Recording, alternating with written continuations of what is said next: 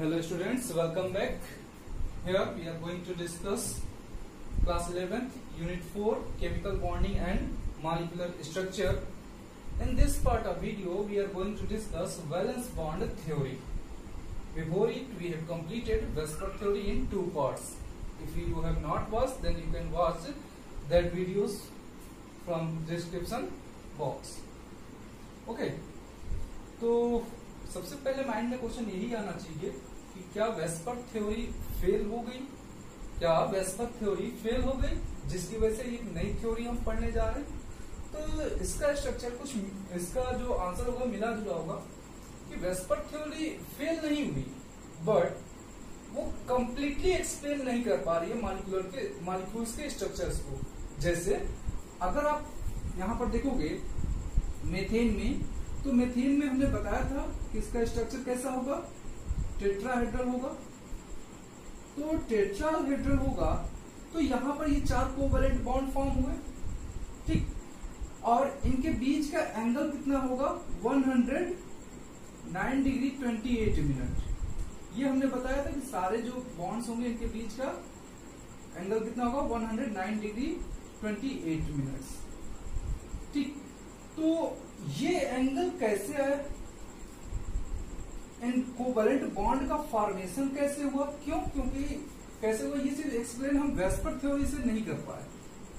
हम VSEPR theory से इसकी स्ट्रक्चर तो डिफाइन कर दिए, या इसके लाइक NH3H2O मॉलिक्यूल का स्ट्रक्चर हमने डिफाइन कर दिया, बट ये एंगल क्यों इस तरह फॉर्म हुआ, ये बॉन्ड कैसे फॉर्म हुआ। जैसे मान लो कि कोवैलेंट बॉन्ड आप क्या कहते हो, कोवैलेंट बॉन्ड क्या होता है जिसमें इलेक्ट्रॉन की शेयरिंग हो जाती है। दो एटम्स के पास अगर एक एक इलेक्ट्रॉन है और जिसको वो शेयर कर सकते हैं तो वहां पर कोवैलेंट बॉन्ड का फॉर्मेशन हो जाएगा।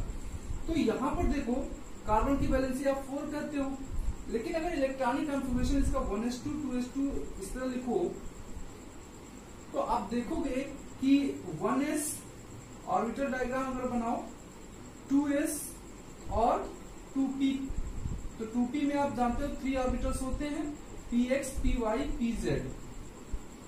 तो यहां पर जब 2p इलेक्ट्रॉन दिखाओगे तो आप इस तरह दिखाओगे, तो यहां पर 2 इलेक्ट्रॉन अनपेयर्ड हैं, तो फिर ये कैसे ये 4 हाइड्रोजन के साथ बॉन्ड बना लेंगे, 4 हाइड्रोजन के साथ ये इलेक्ट्रॉन की शेयरिंग कैसे कर लेंगे। तो इन सब कॉन्सेप्ट का स्टडी, हम इन सब चीजों का स्टडी एक्सप्लेन कैसे कर पाएंगे, हम वैलेंस बॉन्ड थ्योरी को पढ़ने के बाद ही हम इन चीजों को समझ पाएंगे कि कोवैलेंट बॉन्ड फॉर्म कैसे होता है, ठीक। तो सबसे पहले आप ये जानो कि मान लो कि 2 एटम्स हैं A और B। आप इधर देखो 2 बॉन्ड्स हैं, 2 एटम्स हैं A एंड B। इनके न्यूक्लियस में चार्ज कैसा होगा, पॉजिटिव होगा, और इनके बाहर मान लो कि इनके पास अनपेयर्ड इलेक्ट्रॉन्स हैं। क्या है, इनके पास अनपेयर्ड इलेक्ट्रॉन्स हैं वैलेंस शेल में, या यूं कह सकते हो कि इनके वैलेंस इलेक्ट्रॉन को पहले आप समझो यहाँ पर, ठीक। तो यहां पर देखो आप जानते हो कि माइनस, अगर सेम चार्जेस हैं तो वो एक दूसरे को रिपेल करेंगे, बट अगर अपोजिट चार्जेस हैं तो वो एक दूसरे को क्या करेंगे, अट्रैक्ट करेंगे। तो यहां पर देखोगे तो अट्रैक्शन वर्क करेगा किसके किसके बीच में, nucleus of atom A and electron of atom ए। मतलब ये न्यूक्लियस इस इलेक्ट्रॉन को क्या करेगा, अट्रैक्ट करेगा, एक दूसरे की तरफ अट्रैक्ट करेंगे। फिर इसी तरह न्यूक्लियस ऑफ बी और इलेक्ट्रॉन ऑफ बी एटम ये एक दूसरे को क्या करेंगे, अट्रैक्ट करेंगे। फिर न्यूक्लियस ऑफ ए एटम और ये दूसरे इलेक्ट्रॉन को क्या करेगा, अट्रैक्ट करेगा, दूसरे एटम के इलेक्ट्रॉन को। Nucleus of A and electron of the other atom, उसको इसी प्रकार जो ये एटम न्यूक्लियस होगा ये इस इलेक्ट्रॉन को क्या करेगा, अट्रैक्ट करेगा। यानी कि 4 टाइप से अट्रैक्शन वर्क कर सकता है, ठीक। लेकिन साथ में मैंने बताया कि जब अपोजिट चार्जेस होंगे तो क्या होगा, इनके बीच में रिपल्सन होगा। तो अपोजिट चार्जेस कहाँ है, इन दोनों न्यूक्लियस के बीच में है, ये एक दूसरे को क्या करेंगे, रिपेल करेंगे, एक दूसरे को दूर ढकेलेंगे। साथ में ये इलेक्ट्रॉन पे चार्ज कैसा है, निगेटिव है, तो ये एक दूसरे को क्या करेंगे, रिपेल करेंगे। तो रिपल्सन फोर्सेस यहाँ पर 2 तरीके से वर्क करेंगे, electron of atom A and electron of atom B के बीच में, and between nucleus of A and between nucleus of B and nucleus of A, ठीक। इनके बीच में रिपल्सन वर्क करेगा, ठीक। अब देखो कोवैलेंट बॉन्ड का फॉर्मेशन कब कोवेलेंट बॉन्ड का जो फॉर्मेशन होगा ना वो तब होगा जब ये अट्रैक्शन फोर्सेस रिपल्सिव फोर्सेस से ज्यादा होंगे।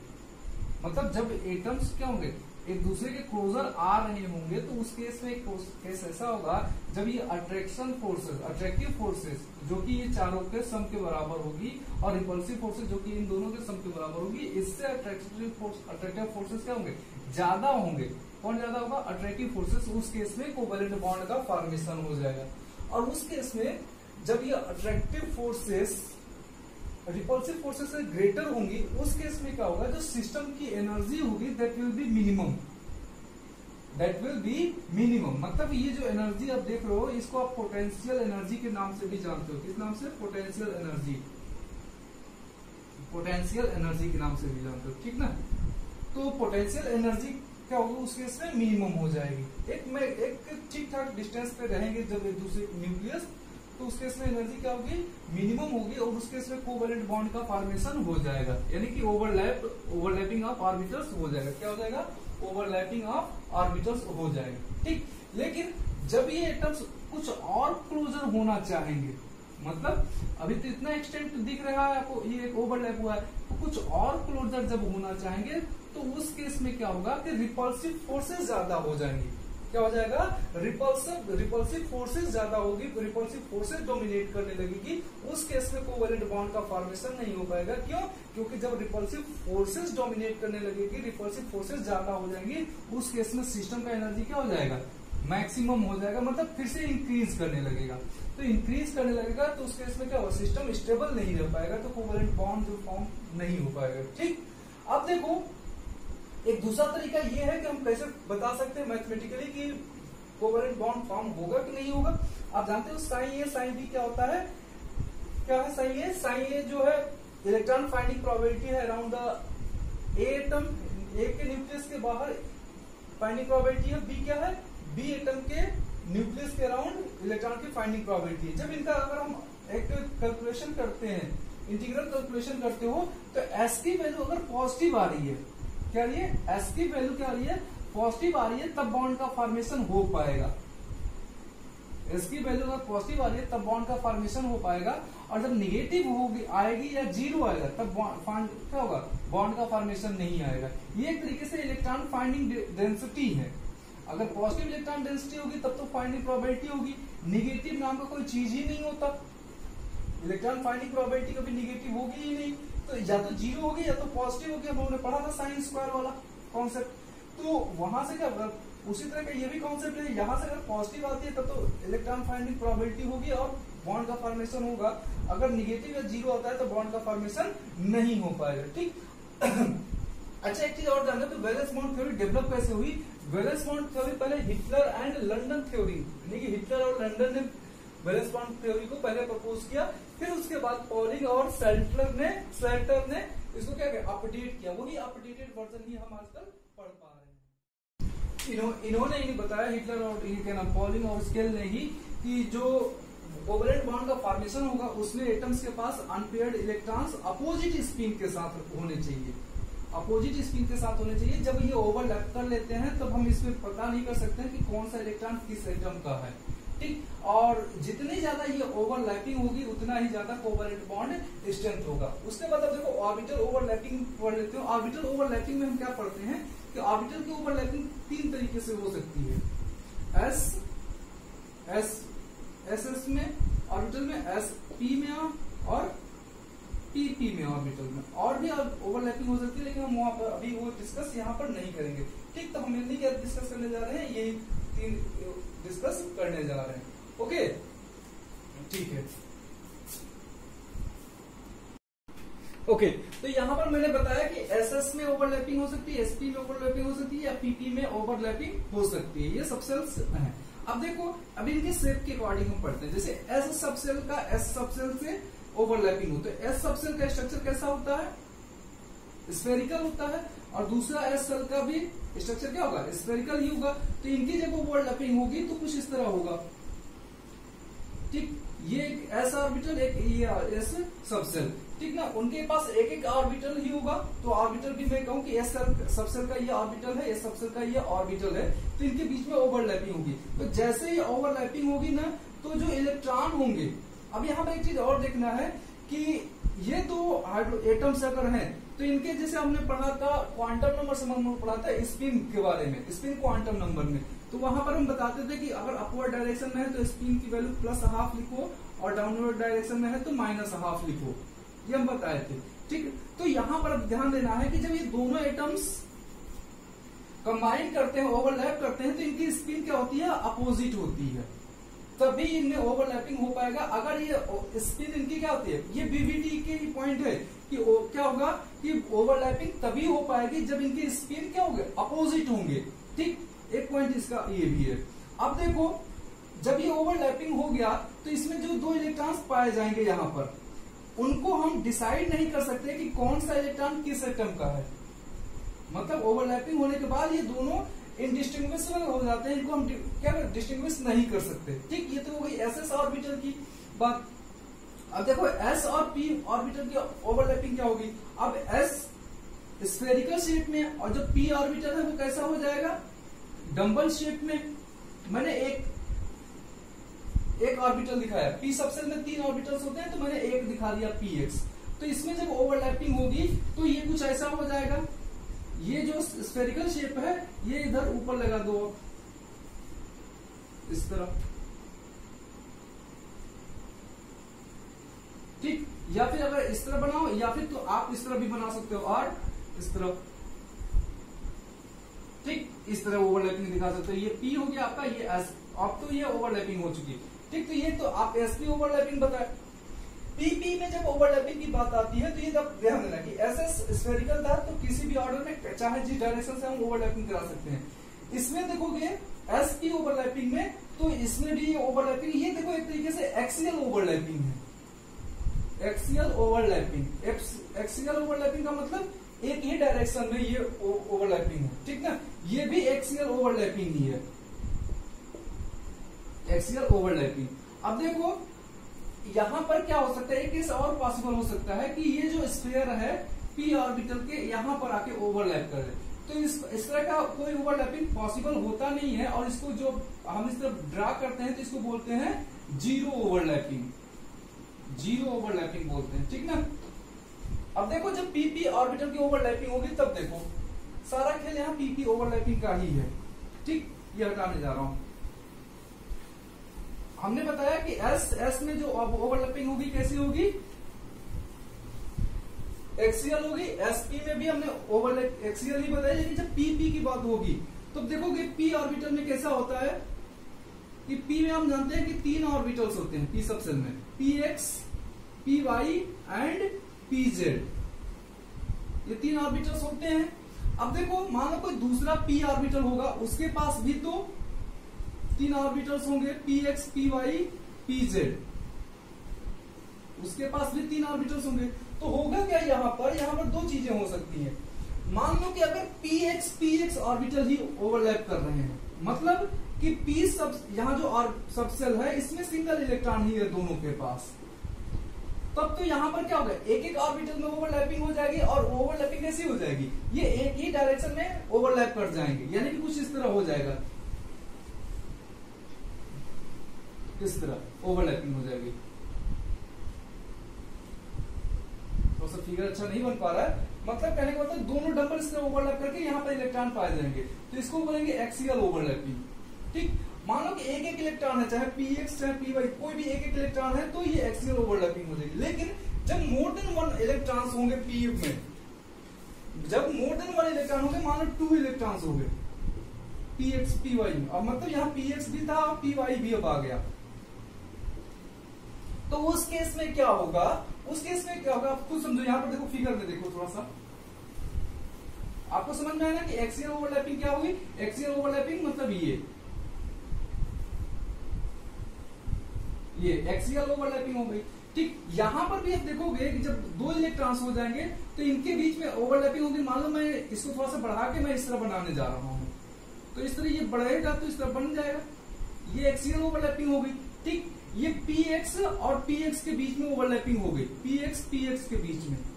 ठीक, अब जो दूसरा देखोगे यहाँ पी वाई ये वाला है, पी वाई, तो इनके बीच में जब ओवरलैपिंग होगी तो ये ऊपर ये टॉप टू टॉप और ये top bottom to bottom overlapping होगी। इस टाइप के ओवरलैपिंग को क्या बोलते हैं हम? साइड वाइज ओवरलैपिंग बोलते हैं। ठीक, साइड वाइज ओवरलैपिंग बोलते हैं। और इसी बॉन्ड का जो नाम होता है, इसी को नाम दे देते हैं हम पाई बॉन्ड। क्या नाम देते हैं? Pi bond. और ये जो एक्सियल ओवरलैपिंग होता है इसको हेड ऑन ओवरलैपिंग भी बोलते हैं। हेड ऑन ओवरलैपिंग इसको बोलते हैं, नाम देते हैं सिग्मा बॉन्ड। ठीक, इसका क्या नाम देते हैं? Sigma bond. और जो ये partial overlapping between the orbitals होता है उसको बोलते हैं पाई बॉन्ड। जो स्ट्रेंथ होती है वो सिग्मा बॉन्ड की ज्यादा होती है और पाई बॉन्ड की कमजोर होती है। ठीक, तो ये आपको मैंने समझाया कि जो ऑर्बिटल्स की मिक्सिंग कैसे होती है और ऑर्बिटल का ओवरलैपिंग कॉन्सेप्ट भी मैंने आपको बताया कि एसएस में ऑर्बिटल की ओवरलैपिंग कैसे होगी, पीपी में ओवरलैपिंग कैसे होगी और एसपी में ओवरलैपिंग कैसे होगी। ठीक, अब देखो थोड़ा सा यहां पर देखो कि ये जो ओवरलैपिंग इंटीग्रल है, अब यहां पर क्या लिखा है? Integration sine A into sine B into d tau. अब यहां पर क्या लिखा हुआ है कि साइन ए साइन बी, तो साइन ए साइन बी क्या होते थे? एम्पलीट्यूड होता था किसका? फाइंडिंग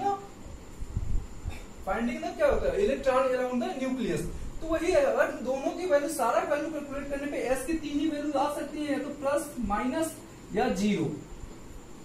ठीक, तो प्लस जब आएगा तब बॉन्ड का फॉर्मेशन होगा, ओवरलैपिंग का होगा तभी। ठीक, माइनस आएगा तो ओवरलैपिंग नहीं होगा, जीरो होगा तो ओवरलैपिंग तब भी नहीं होगा। ठीक, जीरो होगा तो बॉन्ड का फॉर्मेशन हो ही नहीं सकता। तो यानी कि हमेशा हमें क्या होगा? एस की वैल्यू यहां से पॉजिटिव ही मिलेगी। तो ये ओवरलैपिंग कॉन्सेप्ट हो गया। ठीक, अब देखो कुछ एग्जांपल्स कर लो।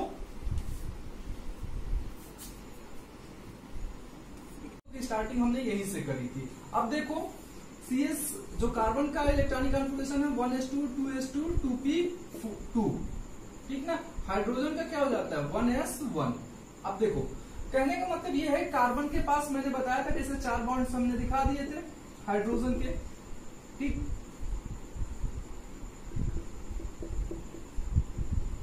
एक ये बाहर है प्लेन के और ये जो है अंदर है प्लेन के दूसरे साइड में, ये हमने बताया था। और यहाँ पर एंगल्स बता दिए थे कि कितने थे? 109 डिग्री 28 मिनट्स।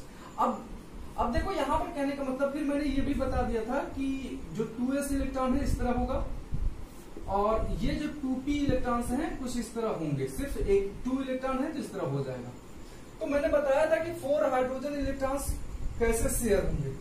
अभी अगर इस तरह होगा कोई तो 2 ही इलेक्ट्रॉन शेयर होने के चांसेस है। लेकिन होगा क्या कि यहाँ पर एटॉमिक ऑर्बिटल्स का इंटरमिक्सिंग होगा। क्या होगा? s ऑर्बिटल और p ऑर्बिटल यानी कि 2s and 2p orbital intermix हो जाएंगे। क्या हो जाएंगे? इंटरमिक्स हो जाएंगे। और इंटरमिक्स होने के बाद ये 4 ऑर्बिटल्स का फॉर्मेशन कर देंगे। मैंने चारों को अलग अलग बना दिया, इन दोनों को भी, मतलब 3 जो ऑर्बिटल्स थे इनको भी हमने अलग अलग बना दिया। अब होगा क्या कि एक इलेक्ट्रॉन यहाँ वाला यहाँ जंप कर जाएगा। आपको कई बार इसके एग्जांपल से मैंने बताया भी है कि जंप कर जाएगा, लेकिन वहां पर ये नहीं बताया कैसे जंप होता है। यहाँ पे कुछ एनर्जी देंगे तो वो जंप हो जाएगा। ठीक, लेकिन इनका नाम क्या होगा? ये sp हो जाएगा, ये sp और ये भी sp ऑर्बिटल हो जाएगा। यहां पर हुआ क्या कि बाहर से एनर्जी देने पे ये जो 2 इक्विवेलेंट एनर्जीज के ऑर्बिटल्स थे, 2s 2p में एनर्जी में बहुत ज्यादा डिफरेंस नहीं है, तो ये इक्विवेलेंट एनर्जी के ऑर्बिटल्स क्या होंगे? इंटरमिक्स हुए और जितने ऑर्बिटल्स थे 1 2 3 एंड 4, जितने ऑर्बिटल्स इंटरमिक्स हुए उतने ही नंबर में नए ऑर्बिटल्स का फॉर्मेशन हो गया, जिसमें सबकी एनर्जी क्या है? इक्विवेलेंट है या इक्वल है। जितने भी ऑर्बिटल्स हैं इन सबकी एनर्जी क्या है? इक्वल है। अब इक्वल होने के बाद ये क्या हुए? बॉन्ड का फॉर्मेशन कर सकते हैं इजिली। ये 4 ऑर्बिटल्स बन के तैयार हो गए ना। अब इन चारों से क्या होगा? जो s ऑर्बिटल्स होंगे हाइड्रोजन के क्या होंगे? वो आके अटैच हो जाएंगे। मतलब इस तरह आप समझो। अब चारों को मैं एक ही ब्रैकेट में दिखा दे रहा हूं। ठीक, 1 2 3। अब 4 हाइड्रोजन के जो इलेक्ट्रॉन्स होंगे 4। अब देखो एक चीज ध्यान से देखना, क्या ये चारों इलेक्ट्रॉन्स जाके वहां पे ओवरलैप करेंगे? सोचो जरा, क्या ये चारों इलेक्ट्रॉन्स वहां जाके ओवरलैप कर पाएंगे, बॉन्डिंग कर पाएंगे? नहीं कर पाएंगे। क्यों? क्योंकि इनकी स्पिन क्या है, सेम है, पैरेलल स्पिन है। अब जब पैरेलल स्पिन होगा ना, तो जब मैंने अभी ग्राफ बनाया था तो इस तरह बनाए थे और दूसरा ऐसे बनाए थे, तो जब पैरेलल स्पिन होगी तो इस तरह का इनका एनर्जी होगा, यानी कि एनर्जी बढ़ेगी नहीं, एनर्जी क्या, यानी कि एनर्जी कम नहीं होगी, एनर्जी इंक्रीज कर जाएगी। उस केस में ओवरलैपिंग हो ही नहीं पाएगा। उस केस में क्या होगा, मिनिमम इनकी एनर्जी होगी नहीं तो स्टेबिलिटी आएगी नहीं, तो स्टेबिलिटी नहीं आएगी तो बॉन्ड का फॉर्मेशन नहीं होगा। यानी कि अब ओवरलैपिंग के लिए क्या होना चाहिए, इनके स्पिन्स अपोजिट होने चाहिए, ठीक ना, स्पिन अपोजिट। अगर स्पिन अपोजिट नहीं है तो बॉन्ड का फॉर्मेशन नहीं हो पाएगा। अब ये चार हाइड्रोजन एटम्स क्या होंगे, ऊपर से आके बॉन्ड कर लेंगे चारों तरफ से, ये इधर आके यहाँ लग जाएगा, ये इधर से आके, मतलब आप समझो कि ऊपर से आके यहाँ पर अटैच हो जाएंगे, तो यहाँ पर अपोजिट स्पिन के साथ आएंगे और एक दूसरे को न्यूट्रलाइज कर देंगे, तो इससे क्या होगा, बॉन्ड का फॉर्मेशन हो जाएगा। अब अगर इसका ऑर्बिटल डायग्राम देखोगे, पीछे जाके आप देख सकते हो अगर नहीं समझ में आया होगा तो। अब देखोगे यहां पर एस ऑर्बिटल, अब देखो ये sp ऑर्बिटल है ना, अब इसके साथ देखो एक कॉन्सेप्ट और समझ सकते थे कि आप बॉन्डिंग कैसे करते हैं, चलो छोड़ो तो, ये हाइड्रोजन है तो हाइड्रोजन के क्या है, s ऑर्बिटल, ये s ऑर्बिटल, ये s ऑर्बिटल और ये s ऑर्बिटल, ठीक। अब यहां पर p के कैसे हैं, ये क्या है, एक तरीके के ऑर्बिटल्स हैं, p ऑर्बिटल्स ही हैं। अब ये p ऑर्बिटल्स नहीं, ये sp ऑर्बिटल्स हैं। दरअसल चार क्या हैं, चार ये sp ऑर्बिटल्स हैं। ये एक एक s ऑर्बिटल के साथ एक्सियल ओवरलैपिंग कर रहे हैं। यहां पर क्या होगा, एक्सियल ओवरलैपिंग हो रहा, 4 एक्सियल ओवरलैपिंग हो जा रही है, 4 एक्सियल ओवरलैपिंग। तो 4 एक्सियल ओवरलैपिंग का मतलब 4 सिग्मा बॉन्ड का फॉर्मेशन हो रहा है, 4 सिग्मा बॉन्ड। तो ये सिग्मा बॉन्ड, ये सिग्मा बॉन्ड, ये सिग्मा बॉन्ड, ये सिग्मा बॉन्ड, चारों सिग्मा बॉन्ड्स हो जाएंगे, ठीक ना। अब ये चारों सिग्मा बॉन्ड हो जाएंगे और इस तरह बॉन्ड ओवरलैपिंग हो जाएगी ऑर्बिटल्स में, और क्या नाम है, ये CH4 मॉलिक्यूल का फॉर्मेशन हो जाएगा, ठीक। अब देखो दूसरा एग्जांपल O2 का, दूसरा एग्जांपल O2 का। अब O2 में क्या होता है, आप देखोगे 1s2 2s2 2p4, ये हो जाएगा। दूसरे का भी यही होगा, 1s2 2s2 2p4, ठीक, 2p4। अब p वाले में सिर्फ p को बनाने जा रहा हूं, तो 2p4 मतलब 1 2 3 1 2 3 4th इलेक्ट्रॉन, यहां पर एक ऑक्सीजन के लिए, ऑक्सीजन नंबर 1 के लिए, और ये ऑक्सीजन नंबर 2 के लिए भी होगा 1 2 3। अब 1 2 3 4। अब यहां पर देखो स्पिन अगर क्या है, पैरेलल स्पिन है, तो इस तरह का इनका एनर्जी डायग्राम मिलेगा और स्टेबिलिटी उसको नहीं, जो कंपाउंड फॉर्म होगा उसकी स्टेबिलिटी नहीं हो पाएगी। तो स्टेबिलिटी नहीं होगी तो उस केस में क्या होगा, ये बॉन्ड का फॉर्मेशन नहीं कर पाएंगे। यानी कि उस केस में इनको करना क्या पड़ेगा, इनकी स्पिन अपोजिट होनी चाहिए, तभी ये बॉन्ड का फॉर्मेशन हो पाएगा, ठीक। तो ये इलेक्ट्रॉन क्या होगा, यहाँ पर जाएंगे और ओवरलैपिंग कर लेंगे। पहले ये इलेक्ट्रॉन जाएगा यहाँ पर और फिर ओवरलैपिंग स्पिन को क्या होगा, न्यूट्रलाइज कर लेंगे, फिर ये इलेक्ट्रॉन जाएगा तो फिर यहाँ पर एक दूसरे को न्यूट्रलाइज करेंगे।